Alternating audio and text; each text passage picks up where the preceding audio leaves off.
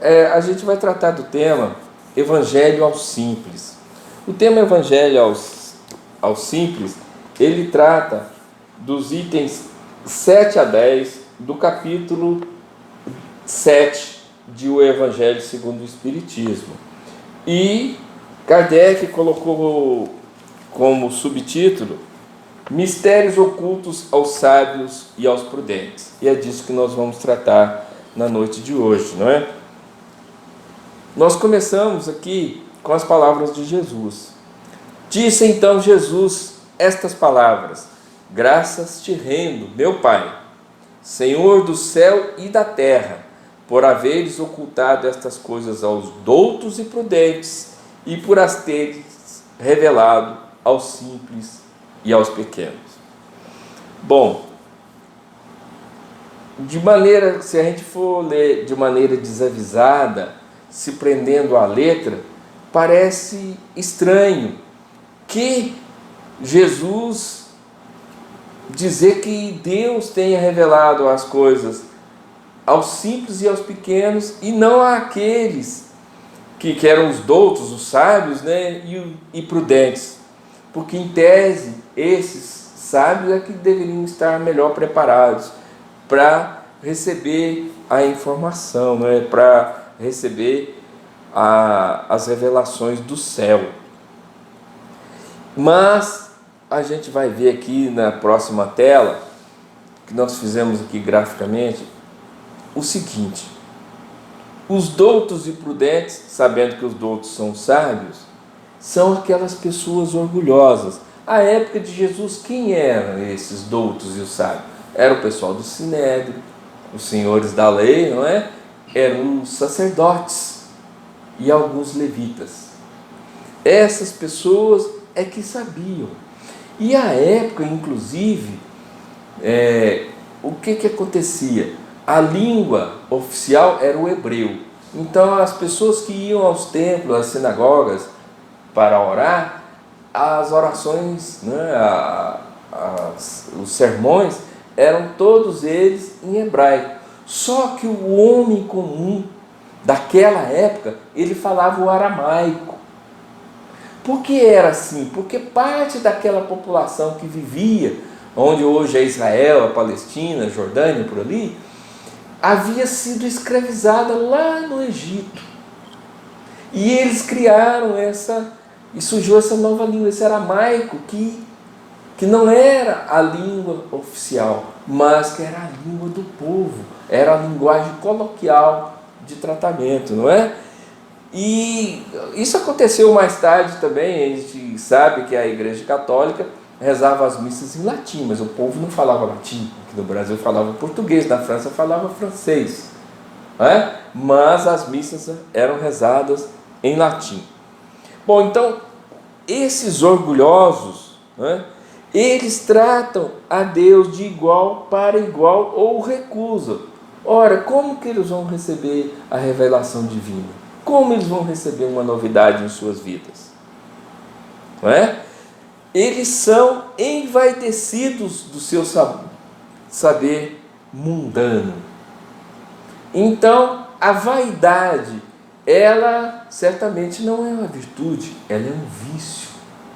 Então, essas pessoas que são envaidecidas são viciosos, eles têm um vício, não é? Nós que somos vaidosos, quando somos vaidosos, estamos cultivando um vício.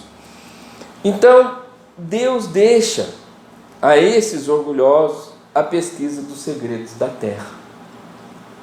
Aí, ao contrário, aos simples e aos pequenos, que na realidade são os humildes, né? Como a gente viu na lição inicial, que é a regra do mundo da lei de amor, é ser humilde.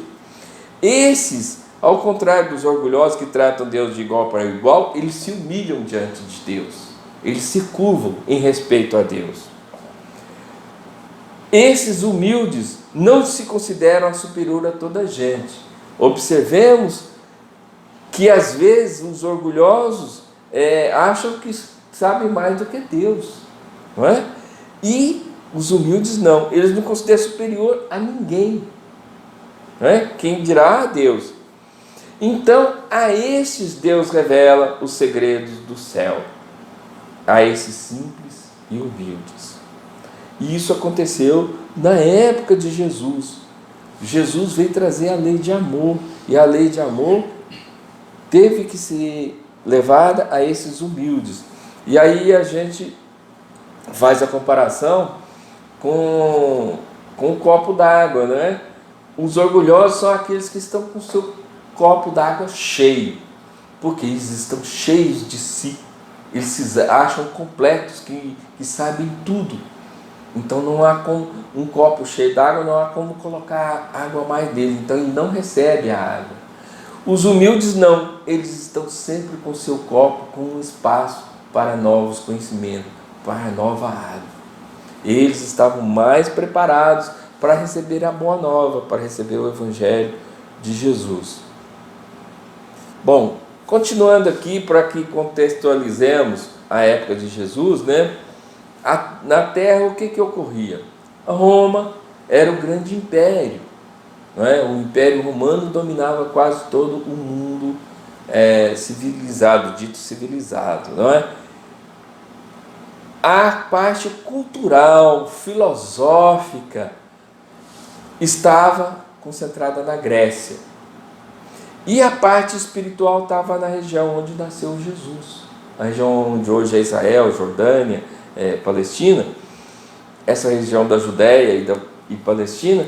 Por quê? Porque o povo hebreu já tinha recebido a primeira revelação com Moisés, e eles já criam no Deus único. Eles já se utilizavam do Antigo Testamento, o que os hebreus chamam de Torá, né? Eles se utilizavam disso. Então, Moisés trouxe a primeira revelação, e na primeira revelação, o ponto central dela é o Deus único. Tanto que Moisés teve que, naquela época, combater o culto ao bezerro de ouro, que era o culto às imagens, e concentrar nesse Deus único. Esse Deus único e imaterial, que também não é antropomórfico. Isso fica muito claro na primeira questão que Allan Kardec faz aos Espíritos em O Livro dos Espíritos. Ele não pergunta quem é Deus, ele pergunta que é Deus. Porque aí tirou dessa parte antropomórfica. E aí os Espíritos respondem que é a causa primária de todas as coisas. De todas, né? Das espirituais e das materiais também, não é? Mas aí sigamos. E aquilo que aconteceu com Jesus na segunda revelação também já tinha ocorrido com Moisés. E o pessoal não respeitou a princípio muito as orientações de Moisés. Tanto é que Moisés, quando se retirou para fazer as orações, quando ele retornou, o pessoal já estava cultuando um bezerro de ouro. Eles se juntaram às suas joias, fundiram as joias e construíram um bezerro de ouro, o qual eles estavam adorando. Então, eles não ouviram essas grandes verdades, que foram trazidas principalmente pelo Decálogo, pelos 10 mandamentos, foram trazidas por Moisés. Depois veio Jesus trazer a segunda revelação, a lei de amor. O que nós fizemos com Jesus? Nós não reconhecemos Ele como sendo aquele que os profetas tinham dito que viria para salvar o mundo, para ser o Salvador do mundo. Tanto é que não o reconhecemos, nós como humanidade, que nós o crucificamos no meio de 2 ladrões. Não é? E isso se dá também com o Espiritismo, inclusive nos dias atuais e principalmente no início, quando foi lançado o Espiritismo. A gente conhece o Auto de Fé de Barcelona, os livros espíritos que foram mandados por Allan Kardec para a Espanha foram queimados em praça pública. Então, quer dizer, essa não aceitação. Por quê? Porque nós também, assim como tivemos dificuldade de aceitar a primeira revelação de Moisés, também tivemos em aceitar a segunda, com Jesus, da lei de amor, e o Consolador prometido por Jesus também. Nós não reconhecemos, a maior parte das pessoas não reconhece ainda o Espiritismo como sendo esse Consolador prometido por Jesus, e prometido poucas horas antes da sua crucificação. naquelas últimas reuniões que ele teve com os apóstolos, não é? Que ele falou que estava chegando o momento dele deixá-los, dele deixar a humanidade, mas que ele enviaria o Consolador, prometido que permaneceria conosco para sempre, que ia ensinar novamente tudo que ele havia ensinado e outras coisas mais. E isso é o que se dá hoje em dia com o Espiritismo, que até hoje também é motivo às vezes de preconceito, de críticas, né? De zombarias. Bom, e aí a gente vai entrar num tema muito interessante, porque esses doutos e esses sábios, eles sabem muito, então eles querem ser convencidos, né? Eles querem que Deus, que os espíritos superiores façam um sacrifício imenso para convencê-los, mas não é assim que se faz, não é? Então alguns incrédulos se admiram que os espíritos tão poucos esforços façam para os convencer. Mas por que é assim? Porque os bons espíritos, eles não têm tempo para ficar perdendo com pessoas que não querem ser convencidas. Eles têm muitas obrigações, muitas coisas para fazer. Isso aí a gente chama de a síndrome de Tomé. Quando Jesus, após a crucificação, ele se materializou e apareceu aos seus apóstolos e aos seus discípulos, né? Quando ele apareceu para os apóstolos, Tomé não estava presente, era o único dos apóstolos que não estava no momento, né? Aí Jesus, e ele não acreditou que Jesus tivesse aparecido aos demais, ele falou que só acreditaria vendo. Aí Jesus apareceu uma segunda vez e ele inclusive apalpa as chagas de Jesus que teve que tinha tido na cruz, né? Então aquilo tem que ver para crer. Então existem algumas pessoas que precisam ver para crer. Aqui nós estamos mostrando no slide uma materialização. A gente vê aí o Chico Xavier e um espírito materializado. Um espírito parece que é de uma freira, né? Que está aí materializado, está com um crucifixo no peito. E tem pessoas que não acreditam, acham que isso é mentira, não é? Que não houve essas materializações.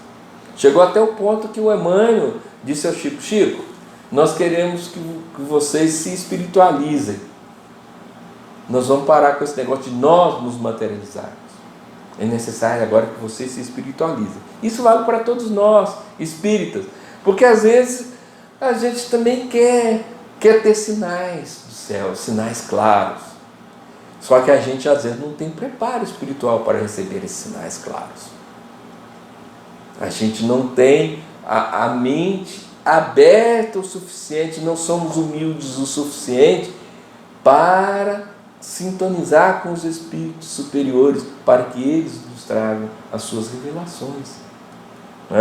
Não é por fato de a gente ter já aceitado o espiritismo, estar frequentando o centro espírita, que nós não tenhamos incredulidade ou não sejamos aí vítimas da síndrome de Tomé. Tá? Bom, mas sigamos. A razão em que estes últimos, né, os espíritos superiores, preferentemente dos que procuram de boa fé e com humildade, à luz do que aqueles que se supõem na posse de toda a luz e imaginam talvez que Deus deveria dar-se por muito feliz em atraí-los a si, provando-lhes a sua existência. Olha, sobre essa parte, quem quiser depois entrar em detalhe, tem o livro Que é o Espiritismo, né, de Allan Kardec. Lá ele trata de vários casos dos incrédulos e do debate que se pode fazer. Mas os espíritos superiores e Deus não tem que provar nada a ninguém. Nós que estamos aqui, que fomos criados simples e ignorantes, e temos que evoluir até a perfeição. E é muita presunção nossa querer que aqueles espíritos, como o próprio nome diz, são espíritos superiores, eles se moldem e se adequem aos nossos desejos, não é? Desejos que não são elevados. Então, esses espíritos superiores, eles muitas vezes nos vêm quando nós estamos com um intuito sério, com uma boa intenção. Allan Kardec não evocava os espíritos? Por quê? Porque ele tinha envergadura espiritual e podia evocá-los. E nós? Né? Muitas vezes os espíritos nem havia necessidade do Allan Kardec evocar e eles vinham espontaneamente. Por quê? Porque viam que ele estava trabalhando com seriedade. É só nós fazermos o mesmo que os bons espíritos também se aproximam de nós. É uma questão de afinidade. O universo funciona dessa maneira, por afinidade, pela lei de amor. A lei de afinidade é um subproduto da lei de amor, né? Bom, para vencer a incredulidade, Deus emprega os meios mais convenientes, conforme os indivíduos. E aí a gente vê aqui uma vez mais Tomé, né, examinando as chagas de Jesus. A Tomé foi trazida a crença por meio de um exame ali palpável, bem sinestésico, bem material, para que ele pudesse continuar cultivando a sua fé. E olha que Tomé não era um qualquer um naquela época. Tomé era um dos 12 apóstolos de Jesus, não é? E aí há outras pessoas, como essa menininha que está aí com as mãos juntas orando, não é? Será que Jesus precisou de chegar nela, agora nessa atual encarnação, e comprovar para ela que ele existe, para que ela pudesse crer? Não, ela já é um espírito mais evoluído, ela já veio com isso embutido no seu espírito, e ela já traz essa fé espontânea e natural. E nós? Como que é a nossa crença?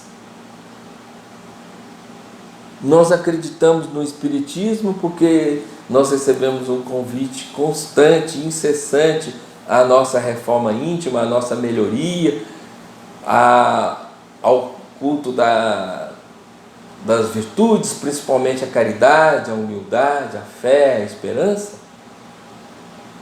Ou nós cremos no Espiritismo porque a gente frequenta a reunião mediúnica e ouve os Espíritos se manifestarem? Hoje em dia as reuniões de materialização são muito raras. Ou porque nós somos médiuns videntes e vemos os Espíritos. Ou somos médiuns audientes e ouvimos os Espíritos. Então precisamos de pensar muito bem que meios nós temos para ouvir a palavra de Deus, ou se nós estamos bloqueando os nossos ouvidos, a nossa mente, às palavras de Deus. Bom, prosseguindo aqui, não é a incredulidade que compete prescrever-lhe o que deva fazer, nem lhe cabe dizer. Bom, a pessoa, por exemplo, em relação ao Evangelho de Jesus, para ele não acreditar e combater o Evangelho de Jesus, ele tinha que estudar e apontar os pontos equivocados, os pontos fracos do Evangelho de Jesus, da lei de amor. A mesma coisa em relação ao Espiritismo. Aquele que quiser combater o Espiritismo, dizer que não é verdade o que o Espiritismo diz, ele deveria minimamente conhecer, estudar as 5 obras básicas: Livro dos Espíritos, Livro dos Médiuns, Evangelho segundo o Espiritismo, o Céu e o Inferno e a Gênese. Como que nós podemos fazer juízo de valor de algo que nós não conhecemos? Então aquele que não conhece o Espiritismo, em tese não pode julgá-lo, não é? Porque não é o Espiritismo que tem que convencer o incrédulo. É o incrédulo que tem que esvaziar o seu copo, para que no seu coração, no seu espírito, adentrem as novidades, adentre a boa nova, que faça-se nele uma quebra de paradigma. Porque a gente quer mudar, a gente quer se melhorar, mas a gente não muda de atitude, não é? Então o incrédulo, para ele passar a crer, ele tem que mudar de atitude, se permitir a ler e estudar para poder conhecer e fazer depois o seu juízo de valores. E aí, Kardec interroga: perguntar-se-á, não poderia Deus tocá-los, né, os incrédulos, pessoalmente, por meio de manifestações retumbantes, diante das quais se inclinassem os mais obstinados incrédulos? Claro que poderia. Aí a gente vê um zoom que foi dado numa pintura de Michelangelo, né, que é o dedo de Deus tocando um homem, né? Deus poderia fazer isso, mas onde estaria o nosso mérito? Aí a gente volta aos conceitos, né? Nós fomos criados espíritos simples e ignorantes para evoluir até a perfeição. Nós temos que nos desenvolver. É a mesma coisa que um professor desse a matéria para os alunos e depois ele entregasse a prova preenchida para os alunos, já com as questões todas feitas. Que mérito teria esse aluno? Nenhum, não é? Nós diríamos. A mesma coisa na aprendizagem das leis divinas, no aprendizado da lei de amor e na lei de caridade, que é o Espiritismo. Então, aqueles mais obstinados e incrédulos, se fosse tocado pelo dedo de Deus, talvez passassem a crer. Mas que mérito que eles teriam? Não foi por si próprio, foi pela força do amor de Deus. Então, não é assim que Deus procede, né? E também se vê uma outra categoria de pessoas, de seres humanos, de espíritos, que são essas que estão aqui, ó. Não se vê em todos os dias criaturas que não cedem nem à evidência, chegando até a dizer: ainda que eu visse, não acreditaria, porque sei que é impossível. Ora, esse é o cego que não quer realmente enxergar. Esse aqui é aquele que possui o grau superlativo da síndrome de Tomé, que o Tomé viu e acreditou. Esse tipo aqui de ser humano é aquele que nem vê, ele não acredita. Ele diz que é uma ilusão de ótica, que é uma enganação, que é uma mágica, que é qualquer coisa, mas ele não quer acreditar. Então, é difícil. Essa pessoa, esse espírito vai chegar um dia a compreender a lei de amor, a lei de justiça, amor e caridade? Vai. Algum dia ele vai. Mas vai dar trabalho, vai ter que sofrer muito, vai ter que expiar. É por isso que o nosso planeta ainda é de expiação e prova, está se transformando em regeneração. Mas essa parte nós temos que expiar essas coisas que a gente não faz. E depois de expiar muito tempo, nós temos que provar que realmente nós aprendemos, não é? E tudo isso é função de quê? O Evangelho sempre retoma esse tema conosco. O orgulho. O orgulho é a catarata que tolda a visão dos incrédulos. De que vale apresentar a luz a um cego? A pessoa que é deficiente visual, que não enxerga, né? Ele não consegue ver a luz, entender a luz. Por quê? Porque ele nunca viu nessa encarnação. Dizem que alguns cegos mais evoluídos espiritualmente, eles inclusive enxergam durante os seus sonhos, né? Durante o sono eles sonham e no sonho eles têm a vista normal. Mas enquanto ser humano encarnado, não adianta. Então é a mesma coisa. Ao orgulhoso não há como convencê-lo de coisas que se tenha a humildade como pré-requisito. Porque ele vai ser como um cego, ao qual apresentamos a luz e ele não vai entender nada. Então, o orgulho é a catarata que tolda a visão, não é? E fazer cirurgia dessa catarata é difícil, gente. A nossa catarata física, né? Hoje em dia se faz a cirurgia a laser, tranquilo, faz num olho, depois faz no outro, a gente vai muito bem. Mas a catarata espiritual do orgulho, ela está enquistada em nós, no nosso espírito. É muito difícil, não é? Nós somos muito orgulhosos, muito prepotentes, né? E junto com o orgulho vem o egoísmo, que em outra parte do Evangelho os Espíritos nos explicam que o orgulho e o egoísmo são as duas grandes chagas da humanidade.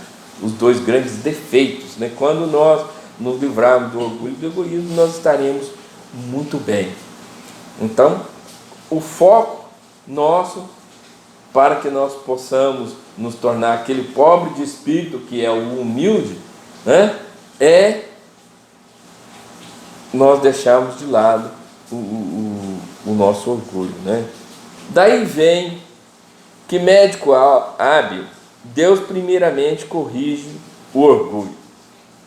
E aí a gente volta àquela época de Jesus, não é? E do bom samaritano que está socorrendo esse homem caído à beira da estrada, que foi assaltado, que foi ferido por assaltantes, não é? Por ladrões. O que acontece aqui? Esse que vinha e que socorreu o outro, o bom samaritano, ele deixou de lado o seu orgulho e foi tratar uma pessoa desconhecida que se encontrava caída à beira do caminho. E aí a gente não deve confundir humildade com pobreza. Ele certamente não era um homem muito pobre, porque ele recolheu essa pessoa e a levou e a deixou numa hospedaria e deixou pago adiantado ao hospedeiro para que cuidasse dele, não é? Para a gente não confundir. Às vezes fala, a pessoa é de família humilde, né?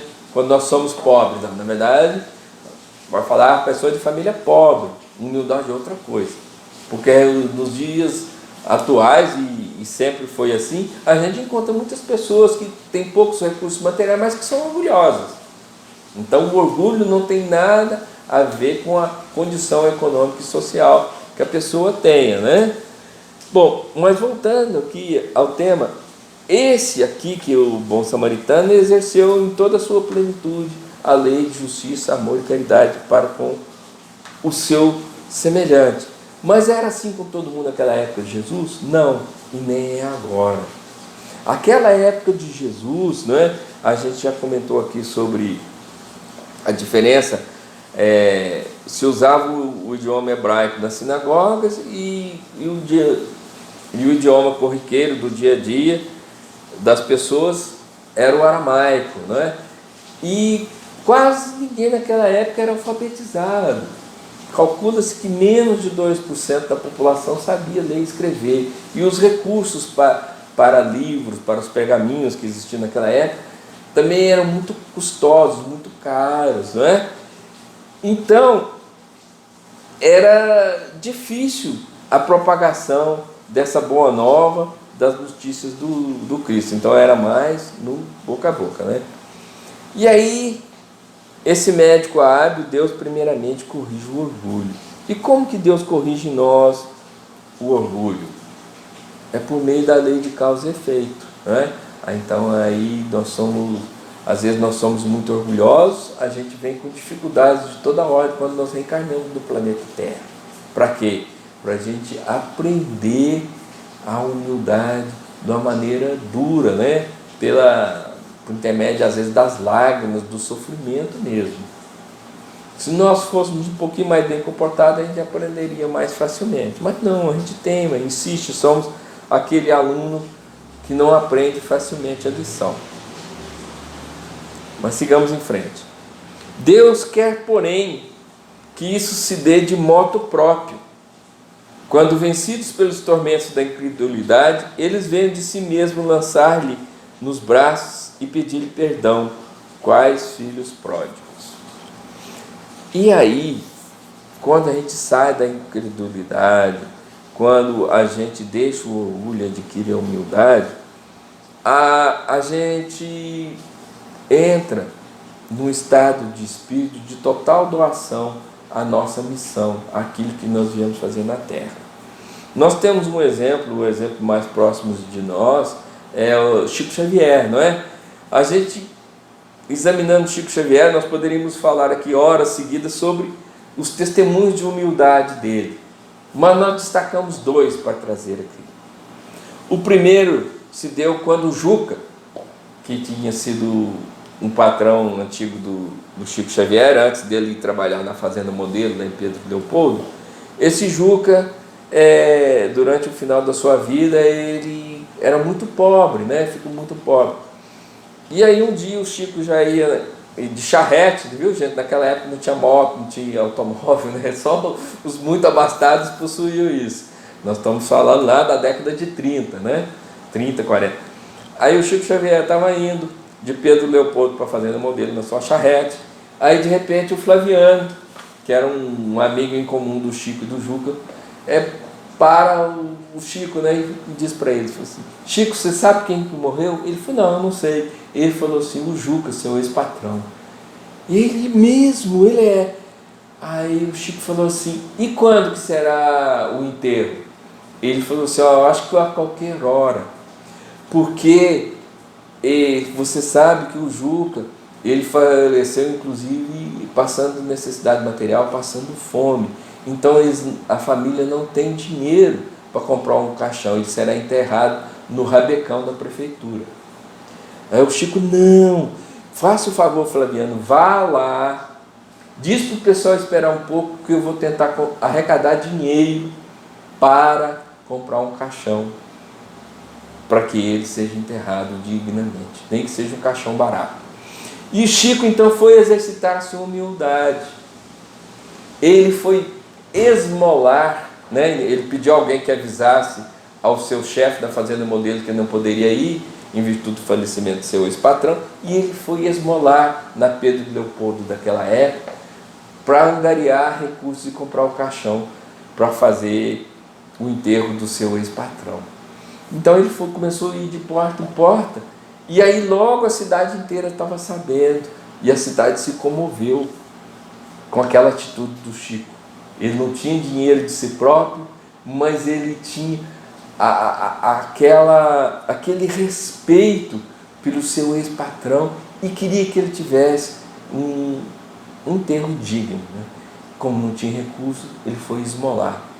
Inclusive, durante o percurso lá esmolando, o Chico se encontra com um cego, né? Que é por apelido Negro. Aí ele encontrou: o Negro, como é que você está? Ah, tudo bem. Ele falou assim: olha, eu estou angariando recurso aqui para o enterro do Juca. Eu fiquei sabendo, e eu quero te repassar, Chico, o que eu consegui arrecadar ontem e hoje. Então os cegos, muito diferente dos dias atuais, que os cegos hoje em dia têm condição de se desenvolver, naquela época eles esmolavam, não tinham trabalho, não tinha outra maneira. E aí esse cego Negro doou para o Chico, colocou no chapéu, porque o Chico saiu com um chapéu recolhendo dinheiro, colocou toda a esmola que ele tinha recebido, as últimas, dentro do chapéu para comprar. Enfim, o Chico, a cidade ficou toda comovida, o Chico conseguiu dinheiro, comprou o caixão, foi e enterrou o seu ex-patrão. Aí já no final da tarde, quase no início da noite, ele retorna para sua casa, e seu pai e seus irmãos veem que ele está exausto, mas que ele está feliz. E aí Emmanuel aparece para ele e sorri. Não disse uma palavra, mas o Chico entendeu que naquele dia ele cumpriu o papel que ele tinha que cumprir, relativamente à gratidão que ele teve para com seu ex-patrão e a humildade que ele teve de se reconhecer impotente para solucionar o problema sozinho e buscar o socorro de outras pessoas. E nós? Como que nós faríamos numa situação dessa? Pensemos, queridos irmãos, exercício de humildade. A outra do Chico foi bem ao contrário disso, né? Nos primeiros livros do Chico Xavier foram uma revolução no movimento espírita brasileiro, muitas pessoas felizes com aquelas revelações que estavam vindo de André Luiz, de Humberto de Campos, etc., dos espíritos, do próprio Ney Lúcio, né? E aí o Chico tinha ido no lançamento de um de seus livros, e o pessoal muito feliz, muito alegre, contente, parabenizando o Chico por mais um livro. Aí o Chico falou: mas eu não posso receber, né? Depois que ele saiu lá da comemoração, eu não posso receber, eu estou roubando dos espíritos que são os verdadeiros autores esses aplausos, essas glórias. Né? E aí ele, com aquele pensamento, falou assim: eu não vou psicografar mais, porque eu não quero roubar dos espíritos é isso que eles fazem e eu estou tomando o lugar deles, estou recebendo as honras no lugar deles. Bom, aí ele com esse pensamento, né? Lógico que não era um pensamento muito adequado, mas aí o Chico, como era um homem iluminado, e ele estava pensando assim, mas estava pensando bem intencionado, né? Que ele não queria tomar a autoria dos livros para si. Aparece para ele, né, o Lúcio sorrindo e diz para ele: Chico, o que foi? Você não vai psicografar mais? Aí ele conta a história para ele. Não quero mais por causa disso. Ele falou: Chico, você também tem o seu mérito, né? Porque o Chico tinha o mérito de passar as madrugadas psicografando, se preparando espiritualmente, né, para que os espíritos viessem trazer as suas mensagens. Aí ele falou assim: eu vou lhe contar uma história. Certa vez, duas cidadezinhas próximas, uma estava muito próspera e a outra estava com problemas e com muitas pessoas doentes. Como essa cidadezinha que estava com as pessoas doentes e que estava com falta de recursos, de remédio, de comida, a outra cidade queria ajudar. Mas, parecido com o que nós estamos vivendo nos dias atuais, o problema do risco do contágio de doença, eles não se comunicavam e o que tinha mais, a cidade que tinha mais, não atendia, não socorria aquela que tinha menos.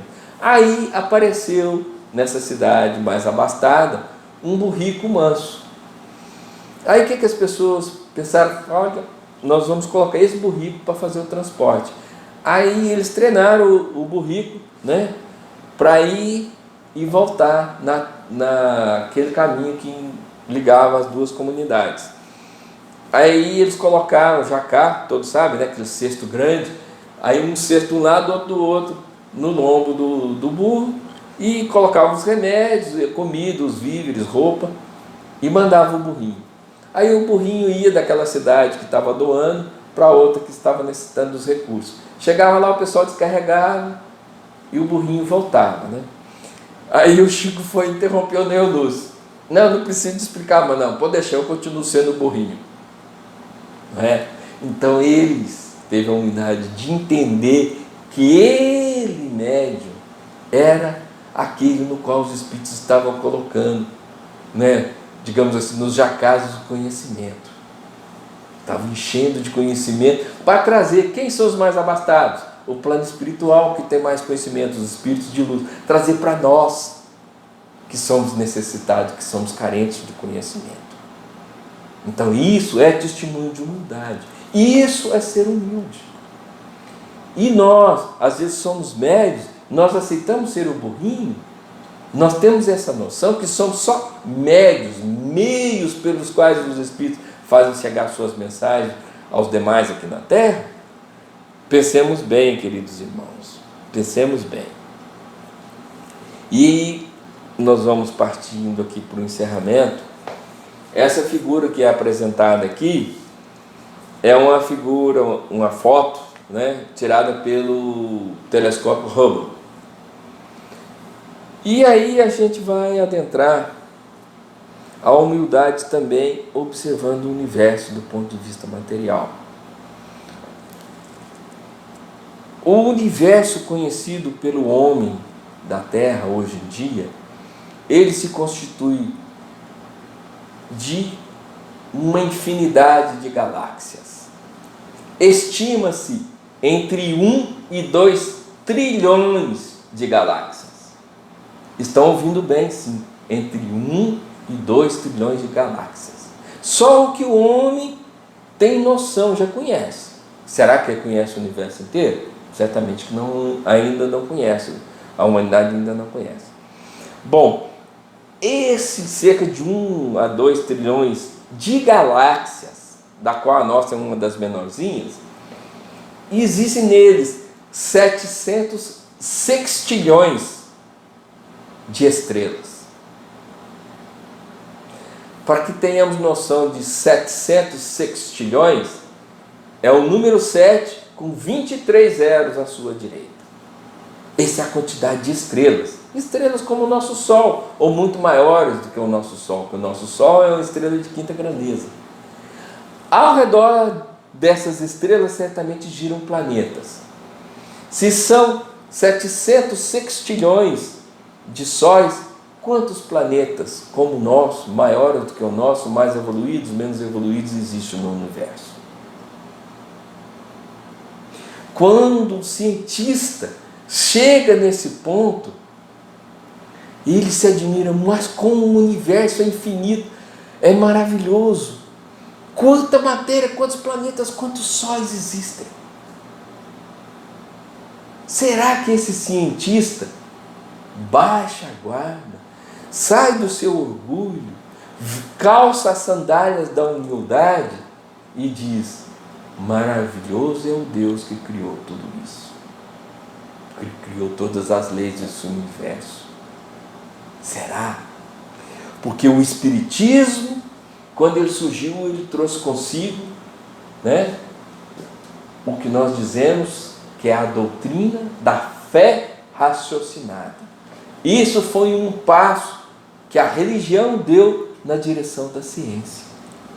O próximo passo certamente será dado pela ciência, porque a ciência e a religião não foram feitas para se digladiar. Se nós deixarmos de sermos orgulhosos, nós os religiosos, nós como cientistas, se na nossa cabeça, que muitas vezes nós trabalhamos com as informações científicas e trabalhamos com as religiosas, o único ser humano, se ele começar a unir as duas coisas, o mundo será muito melhor. Porque aí a gente vai entender, nós estamos num planeta pequeno, dos menores do sistema solar nosso, que a nossa estrela é de quinta grandeza, que vive numa galáxia que não é das maiores, é das menores, num universo de onde já se contou mais de 1 trilhão de galáxias e mais de 700 sextilhões de outras estrelas. E os planetas, o homem não conseguiu contar ainda. Não é? Deve estar da casa dos octilhões, não sabemos, 10 septilhões. É o infinito, isso é a noção do infinito. Então fica aí para nós esse convite. Agora que diz que, como estamos todos parados pelo Covid-19, que a poluição atmosférica reduziu, dá para ver as estrelas de uma forma mais clara, melhor, né? Hoje não, que está chovendo, mas observamos as estrelas e saibamos que Deus nos trata como criaturas únicas, mas que nós estamos inseridos num universo espetacular, do qual nós não temos ideia. Se essa grandeza do universo do ponto de vista material, imaginemos do ponto de vista espiritual. Porque os Espíritos nos dizem que no universo só existem 3 coisas: Deus, matéria e Espírito. E esse Espírito aqui, para evoluir, precisa de muita humildade. Nós estamos encerrando agora. Vamos pedir a Zelma que cante uma música como a prece de encerramento, em nome de todos nós, pedindo a Jesus que ampare e abençoe a cada um de nós, a todos que estão assistindo esse vídeo.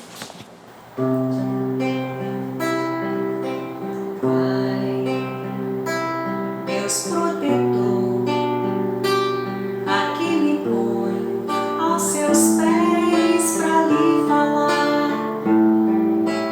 Pai, pequeno eu sou, mas seu amor me deu a chance de poder recomeçar. Por isso eu peço em oração que ilumine meu caminho de cristão, que eu jamais esqueça o que eu tenho nas mãos, a doutrina da consolação.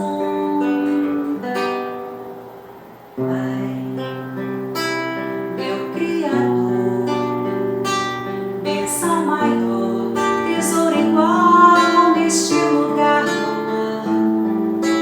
Pai, ó meu Senhor,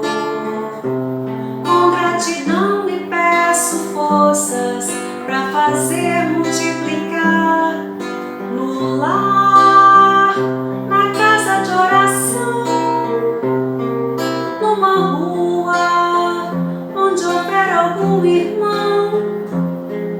Levarei com